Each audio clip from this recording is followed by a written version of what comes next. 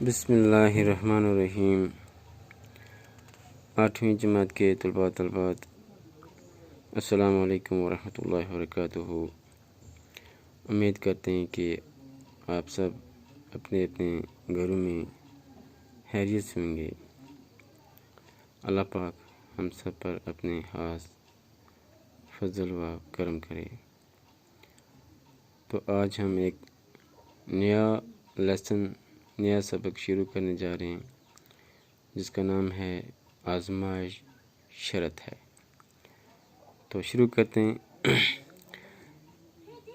ایک بوڑھے آدمی نے مرتے وقت اپنے اکلوتے بیٹے کو نصیحت کی کہ بیٹا، آزمائے بغیر کسی کو اپنا دوست نہ بنانا اور کسی نہ کسی مرحلے پر اپنے عزیزوں اور رشتہ داروں کو بھی کسی آزمائش کے وقت ضرور پرکھنے کی کوشش کرنا تاکہ آئندہ کے لیے تمہیں تجربہ حاصل ہو۔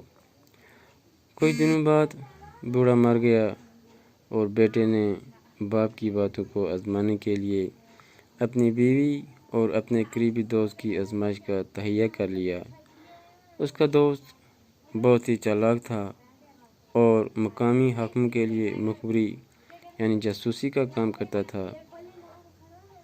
وہ اس نوجوان کے گھر بھی آیا جایا کرتا تھا اور اس کی بیوی کو بھابھی کہہ کر پکارتا تھا۔ ایک روز نوجوان کسی کام سے شہر چلا گیا اور واپسی پر کسائی کی دکان سے سری پائے خرید کر لایا۔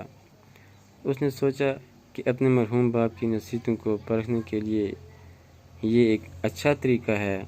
چنانچہ ایک تھیلے میں سری پائے لے کر جب وہ گاؤں واپس پہنچا تو خاصی رات ڈھل چکی تھی۔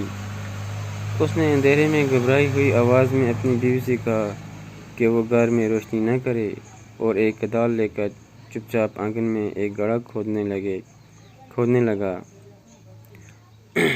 بیوی کی حیرت کو خوف و دہشت میں تبدیل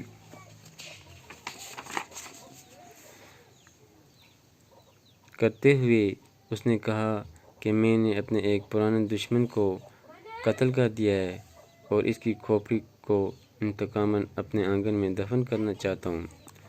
بیوی چپ چاپ گڑھا کھودتی رہی اور نوجوان نے اپنے ہاتھوں سے تھیلے میں رکھی ہوئی دشمن کی کھوپڑی کو دفن کر دیا۔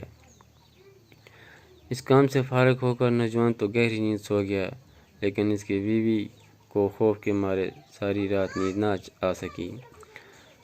صبح کو نوجوان کہیں کام کرنے کے لیے چلا گیا تو اس کا دوست جو سرکاری جاسوس تھا اس کے گھر میں داخل ہوا اور نوجوان کے بارے میں دریافت کرنے لگا۔ اس نے دیکھا کہ نوجوان کی بیوی کے چہرے پر ہوائیاں اڑ رہی ہیں اور اس کی آنکھیں سرخ ہو رہی ہیں۔ پہلے تو وہ سمجھا کہ میاں بیوی میں کچھ ناچاکی ہو گئی ہوگی، لیکن یہ بات اسے خلاف معمول محسوس ہوئی اور اس نے پوچھ ہی لیا کہ بھابھی سچ بتائیں کہ کیا بات ہے۔ امید ہے کہ آپ کو یہاں تک پورا سمجھ آ گیا ہوگا۔ اس سے آگے انشاءاللہ کل شروع کریں گے۔